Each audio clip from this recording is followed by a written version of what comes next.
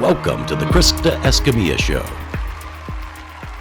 Hello, everyone, and welcome to today's show. We're so glad you're here, and we hope you're having a super great day, wherever your day may be going. We are so thankful for today's guest. It's going to be a fantastic show. I'm going to introduce him in just a second, but first, of course, we like to do a little housekeeping and thank our very special sponsors, West Texas Premix Pits, Rig ID Workwear, and Midland Cap and Cup. Thank you so much for supporting our show. We hope that all of you watching will support them. So now it's time to introduce our guest. And I could tell you he has a bio a mile long. I mean, when I say a mile long, I was looking it up online. But I thought, we would just kind of say Hall of Famer and head coach of Odessa College, Mr. Paul Chavez. Thank you so much for being here with us today. Thank you. Definitely a pleasure to be here with you and excited to get this going. Well, Paul, I think a lot of people, they probably think they know who you are, especially here in the West Texas area. They may be like, oh, yeah, he's had like 9 national championships, right? Is it 9? Yes. Did I get it right? Okay, good. Several Hall of Fames. Of course, father to 2 wonderful sons, and probably has Abe Ancer on speed dial, right? Oh, yeah, definitely do. But we want to know your story. How did you get to where you are today? I know that you were a college athlete yourself. Yes, correct. So I was very fortunate. Growing up in West Texas, I played all kinds of sports, but definitely fell in love with baseball, and that was my true love. I did play at Oklahoma State, and while I was there, I was a weekend golfer, so we kind of did that on the weekend, and we just had a great time. And that kind of evolved into, becoming more, I guess, the learning part of golf. And I actually was able to kind of teach myself to become a better player. And then obviously I love competition, so when we did have weekends off, we'd go to the golf course, and of course I wanted to beat everybody. So that's the competitive person in you. Yeah. And is there any truth to that whole, oh no, that guy's got a baseball swing and he's trying to golf, or oh no, that's a golfer trying to do a baseball swing? Is there any truth to that? There is, but the unique part about me is I'm a left-handed batter in baseball, but I'm a right-handed golfer. Interesting. So it really didn't affect my baseball swing my golf swing. Do you right, left, or right? I'm a right. And a right. Everything I do is right-handed except hit a baseball. Very interesting. That's pretty cool. See, a little nugget you just learned about him today. But when from there, so you were in there at Oklahoma State, and you graduated, and you thought, what's next? How did you get from point A to point B, or what might be Z, right? Because there's a lot of different points. Obviously a lot of people that were involved, and I think a lot of people, that helped me throughout my career. But I did come back to Odessa. I actually coached baseball for 5 years, and was going through, I wanted to become a head coach. And luckily for me, our golf coach left that midterm in 1997. My athletic director at the time asked me if I would be interested in taking over the golf program, because I was a pretty decent golfer, and obviously I had a connection with the community. And so it was a great fit. It was a no-brainer for me, and I took over in the spring of 1997, and I'm still here. That's awesome, and quite a career you've had. I know that you've had many highs and lows all throughout right? Because we know, you can have highs and lows in a round of golf, let alone through a career. What would you say has been your highest of highs? I think the relationship with the student athlete is my top priority. I think that's what makes coaching so good, is you have a great relationship with your student athletes. And even with the tragic incident that happened a few days ago, a lot of my players have reached out and checked on me and make sure everything's good. So it just means a lot to have those relationships. So I think that's the number one thing for me. That is an important relationship. Yeah. And you mentioned the tragedy that has affected not only West Texas, but really the golfing world. It is quite a tragedy for those of you who maybe are unaware. We had 9 people tragically lose their lives, and 6 of them were on a golf team, University of Southwest. One of them was the coach, to in critical condition. It has impacted our community more than I've seen. You see a lot of stories, right, that impact you, but this one has really impacted all of us in the golf world. Tell us what that means to you as a coach, and what you have seen, because there's been an outpouring of support I see here in our community. Well, the college golf coaching community is a tight-knit community, and we all support each other. It's not a cutthroat business. We're always there to help each other out. And we actually played in the University of Southwest tournament 2 weeks ago, and so I was able to meet the head coach for the first time, and we had an instant connection.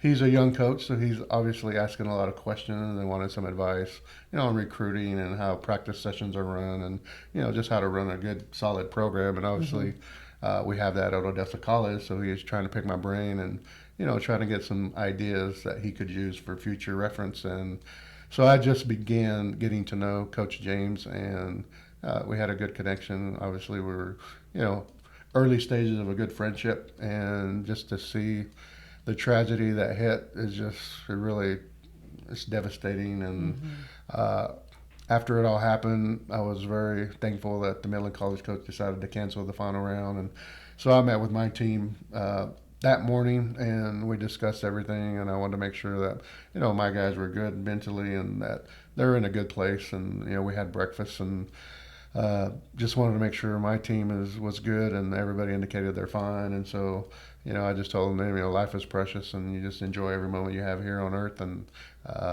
again, just want to make sure that my guys were good. And then as the breakfast started to end, I came up with the idea of, let's do something to honor the team, because some of our guys actually played with some of the kids on the team the day before. So it definitely impacted them. And so what I came up with was red and blue ribbons. I actually talked to the athletic director at University of Southwest and asked him what color scheme that he would like. And so he gave me a navy blue and a red. And so we went out and got those ribbons and got some pins and did some videos and did some pictures and put them on social media. And so I also asked our Junior College Coach Association to kind of rally around this and send out a mass email to all the golf coaches on our level and just do the same thing. Yeah. So, and I've seen several pictures from other golf programs that have used that red and blue ribbon on their golf bag or on their hat, or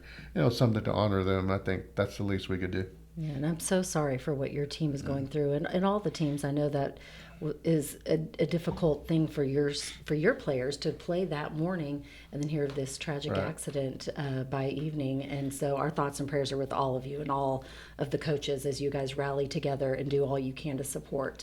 And I'm sure we will see things for many months to come on how we can help and support these students, families, and the team itself. And in fact, last night I was on a different podcast, and they had already created a GoFundMe, and it was already up to like $25,000 in like half a day. So fantastic. There's a lot of things happening. And again, the golf coaching community is a tight-knit group, and we're always going to support each other. I know that is definitely, I'm sure, one of your lows throughout your career. Do you have any other lows that have kind of made you the coach that you are today? Because I know that we all learn through our highs and lows. Sure. There is a 2003 national championship. We actually have the individual champion who is local. This sounds like it's going to be a good story. Hold on, I'm gonna get comfy here. Okay, what happened? So, Mr. Jeremy Langdale. Yes, he's the head pro at Ranchland Hills Country Club, and Jeremy was a great player for me. He actually wasn't my best player, but he won. Abe Ancer. Sorry, Jeremy. Yeah. Abe might be the one that takes that cake. Well, what's funny, Jeremy had always been the team clown, so he was always kept things light and always made things fun. Right. But we entered the 2003 national championship as a contender. He plays well. He's my number 3 man, but my 1 and 2 guy didn't play as well as expected. Mm-hmm. So we ended up losing the national championship by 3 shots. And so my 1 and 2 kids were freshmen, so this was their first experience at that level and at a national championship. Right. So obviously there's a lot of mind things that are going on in their head, and when you're playing at such a competitive environment, sometimes it doesn't go your way. Right. So the ball does not always drop when you want it to. And we're excited for Jeremy. He won the national title, and we're excited for him. But as we met as a group, those 2 kids came to me separately and like, Coach, like, this will not happen again. And so with that, failure became a success. And so the next year in 2004, which was my first ever national championship, we ran the table. We won 14 tournaments in a row. Wow. with those two kids leading the way. That's unbelievable. That is unbelievable. Was that your season where you went undefeated? Yes. And okay, I was reading about that online. Yes, we won every single tournament. Imagine that, every tournament. That's hard to do. Only a golfer can really relate to that. So yeah, you win one or two, and you're like, yes. yes. You win a national championship, one or two, you're like, yes. But that team itself winning every single tournament, that is fantastic. Yeah, and they had to fail first. Exactly. To get to that level, and it just has always stuck with me that those two kids who were our leaders came to me like, Coach, this won't happen again, and it didn't. And so they finished their career at Odessa College on top. I love that. Yeah. And I like the Nelson Mandela. I love quotes, by the way, Paul. Nelson Mandela quote: "I never win or lose. I win or learn." Sure. And they learn. Speaking of, ding ding ding! It's 10 minutes after. So quote of the day. Time for a quote of the day. So you're going to pick one out of here, and then we're going to talk about it. Go ahead and read it for us. You got the giving card. Giving. Nice. What does it say? If you can read my writing. Okay, it says, "Spread love everywhere you go." Oh, I love that. Mother Teresa? Mother Teresa. Oh, I love that. What does that quote mean to you? I mean, God puts us on this earth to give. We're servants, and so I think we have to do our duty, no matter what. Absolutely. I love that. And I think and you do that beautifully in your career as well. Whenever you go out, I always see you encouraging everyone. Right. For those of you who don't know, I've got 4 kids that all golf. And so we have been in the same circles for many years. And I have 2 on the collegiate level. Right. And I think right now, a lot of people that have maybe little golfers, the junior golf, they aspire to be either on your team, to be on a golf team at some point. And I think recruiting is a big question that a lot of parents, right? Oh, yeah. And you're a parent of a golfer that's playing on the collegiate level. Right. You understand, and you, of course, had the insight, right? Sure. Oh, yeah. What advice would you give to a parent that is parenting a young one right now that has maybe said, "Hey, I think I want to play in college, Dad or Mom"? What advice would you give to that parent? Well, above and beyond, be yourself. Don't be someone that you're not. Good advice. That's not just in golf, in life. Right. That's number one. So be yourself. If a college coach is interested, he will be interested in your character and how you carry yourself. All those things are what really matters. I know scores and results are part of the recruiting process, but I think to me and a lot of other coaches, it's character. It's like, what kind of kid do you want in your program, and what kind of kid do you want to be part of your program? And I think that makes everything work. So that's number one, be yourself. But second is to do your research. I think the biggest thing that kids, and I don't blame them, is they think they're a D1 player, but they're really maybe a D2 or a D3 or any NAIA player, just based on their results and things like that. So what we like to call, find what bucket you fit in, right?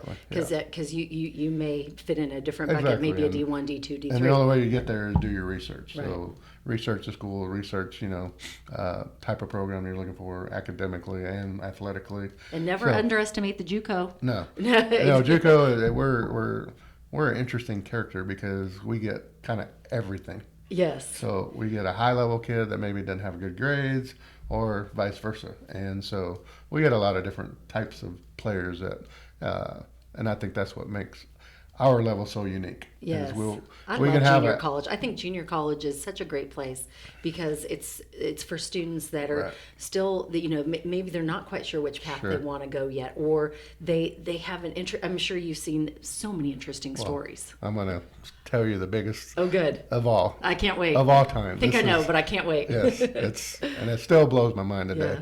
So Abe Ancer, only college scholarship offer was to Odessa College. Yay! So yes, I love that. What happened? I always wonder, what happened? How could this kid get lost in the crowd? Obviously, he's from the valley, down South Texas. Didn't really get out and play, a whole lot of major junior tournaments, but he was a good player. How can you miss a good player? And so I think I always say this quite honestly. Every college coach in America is kicking themselves because they could have had him. Right. But Odessa would call it. I was the only one that made him an offer, and I was fortunate because my connection with the coaches in that area and I trusted what they saw, what they told me, and so I was able to took 2 phone calls, one to introduce myself, and the second to make my offer to him, and he basically accepted the offer on the phone. That's fantastic. Because he had no other place to go. And obviously when he came in, freshman, little Hispanic kid, wasn't very big, wasn't very tall, wasn't very strong, but man, he could hit a golf ball. And what do you think's made him different from all the others? Because you see so many talented players. I mean, when I say there are so many good golfers out there, there are so there's many. A ton. What was the difference that you think that took him from that level, from when you saw him as a freshman to where he is today, competing in the Players Championship, and the Masters and all of them? It's the will to win. Will to win. I mean, he had that drive, he had that heart that you're not going to beat me. And I mean, he worked like whatever we did at practice, whether we go play qualifying rounds or just have a practice session, he would always come back either that evening or later that afternoon and hit a bucket of balls. I mean, that was his routine. So I think that in itself, moved him up a different level. Yeah. And as he progressed, he didn't play great right off the bat, but as he progressed through the fall season, he won the last tournament of the fall. And then, of course, once you win, it's like you have all the confidence in the world. Then he came back in the spring, and then he ran the table pretty much until the national. And he would have won the national championship, but the last round was rained out, and he was 2 shots back. So, I mean, I knew he would have won it. He would have won it, yeah. But that he won. won. He won 5 tournaments in a row and just pretty much dominated the junior college field for that spring. Wow, that's outstanding. Yeah. So we talked about do your research.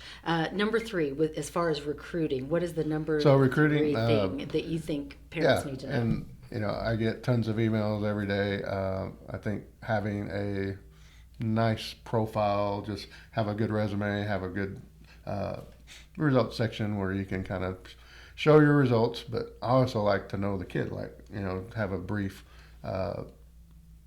first page where you can introduce yourself and kind of tell what you're about, kind of your background, and then second page kind of do your results and tournament results, stuff like that. So I like to see the whole package, and of course academics.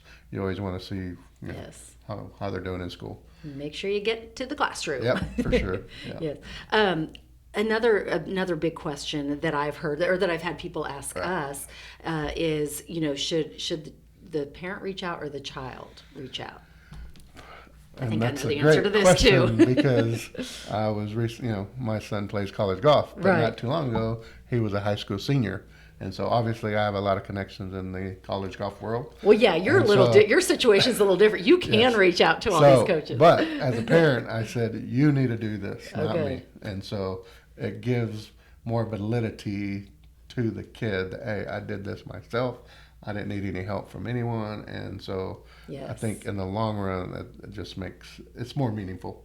Right. And that's the advice I gave to my son. Obviously, I helped him do his resume, and we did a really cool. My niece is a graphic artist, so she did pictures and all kinds of graphics. It was really cool.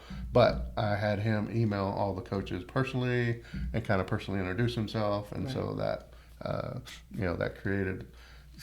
That's his thing. He did it, not me. Right, and to me, it's the student, your child, that is going to have that relationship with the coach, not you. Right. I mean, of course, we love all of the coaches that our kids have had. We've been very fortunate, but it's not us that's in with them every single day. It's our kids, and so they have to build that relationship. Yeah. Well, good. I just wanted to get your take on that because I know that's important. Question. The coach of the program, all these things are important, but I think you have to have a good relationship with the coach, and that you can tell right away if it's going to be a good fit or not. Absolutely. What advice would you give to a coach that is starting, whether they're teaching on the junior level, the high school level, or the college level like yourself? What advice would you give them to become the best coach they can be? Number 1, set a goal. Set a goal. I'm all about goal setting, whatever your goals are with that program or whatever you're doing in junior golf, college golf, whatever. Have a goal, write it down. That way you can see it every day. And then obviously do the little thing to help you reach those goals. Yes. And that's number 1. I mean, I'm always a goal setter type. I make my team do the same thing. Yeah. At the beginning of each year, I make them write down goals, and then I have them write how you're going to get there, and then I keep those, and then when I see them slipping or whatever, I'll show them, hey, you wrote this, so you're accountable for this. The second thing would be ask a lot of questions, like lean on veteran coaches like myself. There's all kinds of veteran coaches around, and ask questions so that you can open your eyes to different ideas and different techniques and different ways, because we all do things differently. Right. Obviously, my program, we do things differently than Midland College or Western Texas, but we're all pretty successful. Right. So it's all based on the coach and his knowledge and his experience and what type of team he has. I have some pretty elite players, and I have some kids that are just working hard to try to become elite. So you have to kind of customize practice sessions. You have to do things a little differently with certain players.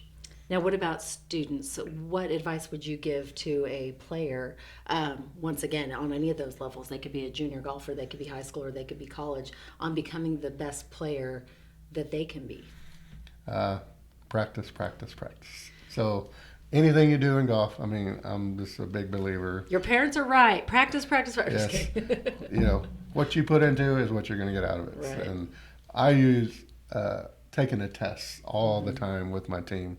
Like, if you're going to take a test, you're going to start preparing weeks before the test. Right. And then when you get ready to take the test, it's cake. Yeah. It's easy. Good advice. But if you wait till the night before to prepare, you probably aren't going to do very well. Cramming. Yes. So same thing in golf. Same thing, in anything athletically, is you're always preparing weeks in advance. And that's what I always stress when we're going to a tournament. This is the kind of golf course we're playing. We're preparing now. Right. And it's Good not advice. 2 or 3 days before. And if you do that, you're probably not going to do very well. Yeah. So preparation is the separation is in the preparation. There you go. Yeah, I love that. Well, we want to just remind everyone, we are sitting here today with Hall of Famer Paul Chavez. He is the head coach of Odessa College golf team, and then once again a mile long, and he's actually made history, and we're going to get to that in just a minute, talking about your new program that I'm so excited about. We'll be talking about it in a second, but first, ding ding ding, it's time for question of the day. All right, question of the day, pick one out. Remember, think about these questions as you're listening to it. We want to challenge the thinking here. Ooh, encourage. Oh, that's a good one.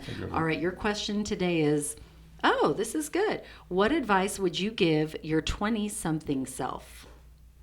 Looking back. Do better in school. No, I think at 20, I was playing baseball, college baseball. So I would just say keep working hard and chase your dream. There you go. That would be it. And it's all worked out for you. So Yes. So if you went back and told 20-something Paul, I think it would all. The best thing is it's all going to work out. It all works out. Let's talk a little bit about history making program. For the first time, the 2022-23 season of Odessa College will have a women's golf team. Yay! Yes. What took so long, Paul? I'm just kidding. Yeah. No, this is awesome. I'm so happy. Yeah. So we're excited, obviously. We announced this back in the summer of 2020, I believe. So, we're anxiously waiting to get things going.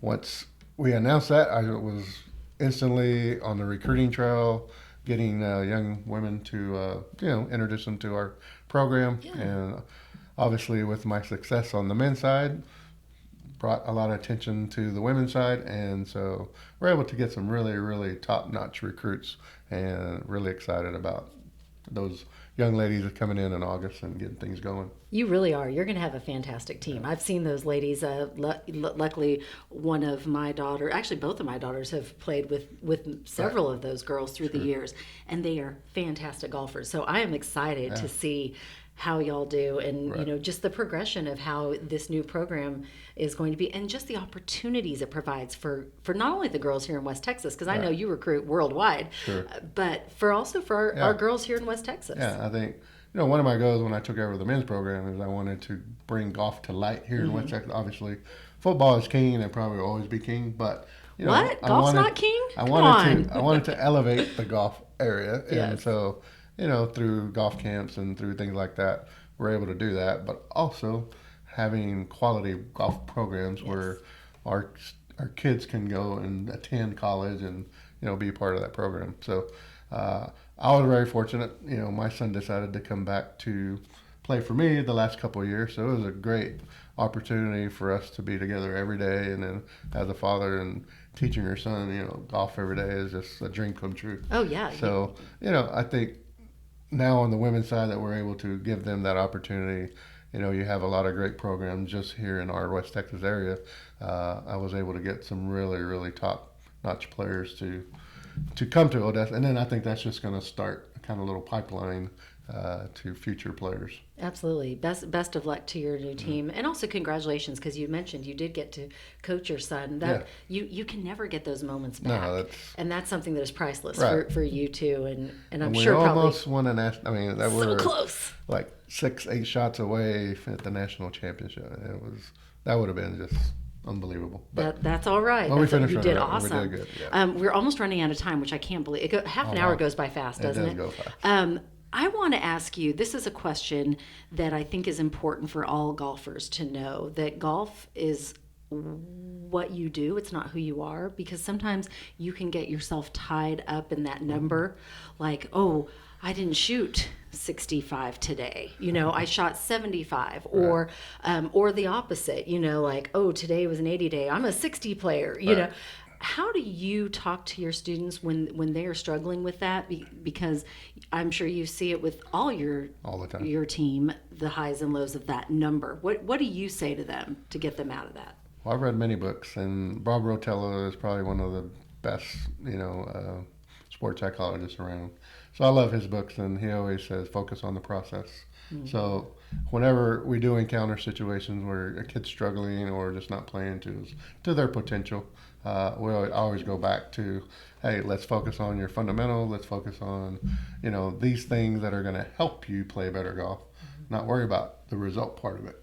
And so I think slowly but surely the results will start to happen. It's just because your mind, is so goal-oriented on a number that we get so caught up in it. And so once your mind shifts to a different arena, which is just the process, my routine, all these little things, then the results will happen.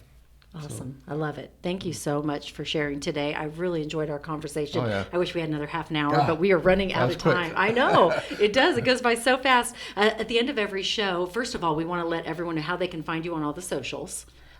So they can, if they ever want to reach out to you, where are you at? Yeah, on Facebook, Instagram, Twitter. Not big on social media, but I'm there. And then, of course, Odessa College has a presence all as well. Odessa College Golf, yes. Okay, awesome. And then we also like to do something at the end, because we're all about giving back to our community, just as I know y'all are at Odessa College. We have a section of our show called Share the Love, where we're going to give back to a nonprofit, and it could be in our area or beyond. Do you have a nonprofit that you would like us to make our donation to on behalf of today's show? Actually, yes, I do. Yay! I'm a big fan of the First Tee of West Texas. Yes. We actually volunteer our time with our student athletes to go out there and help the kids learn about golf, learn about life, and I think it's a great organization, and I support it 100%. They truly are, and I was happy to serve on the board for a shorter period of time when it was first getting started. And I have to say, they are just growing and going and making a difference in kids' lives. I love the school programs, what they're doing at that elementary age, where normally you wouldn't get to be introduced to golf if it's not in your family, or if golf is not king like it is in our household. It can actually be introduced on the elementary level through the First Tee, and I love that. I think it's fantastic. And then the scholarships that go from there is just great. Well, and what's cool is I'll send 3 kids at a time to go work, and they all want to go back. Oh, I love it. It's like they have a connection with some of the kids and all these things, so they love it as well. That is great. Well, thank you so much, Paul, for sharing your time with us today. And congratulations on all the accolades, from national championships to Hall of Fame to, of course, Father, to all your future, and to changing history by bringing the women's program. I appreciate you sharing with us today, and thank you for that for us sharing the love with First Tee of West Texas, because I think that is a great program in our area. So keep the birdies coming, Yep. keep the Eagles coming, and yeah. what is it? Yeah. Odessa College. Go Wranglers. Go Wranglers. That's Yeah. right. Thank you so much for sharing with us today, and thank you for joining us. We hope that you liked today's show. Of course, you can follow me at Krista Escamilla on all the socials, LinkedIn, Instagram, Facebook. Let me know if there's a guest you'd like to see here in the seat and a nonprofit that you would like to see us donate to. We are all about our community and sharing the love, and of course, motivation. So what are my favorite quotes? That's right. It's right here, Paul. Say There it you with go. me. Dream big. That's right. Dream big, believe in yourself, and never give up. Thank you so much for joining us, and we will see you next time. You make it a great day.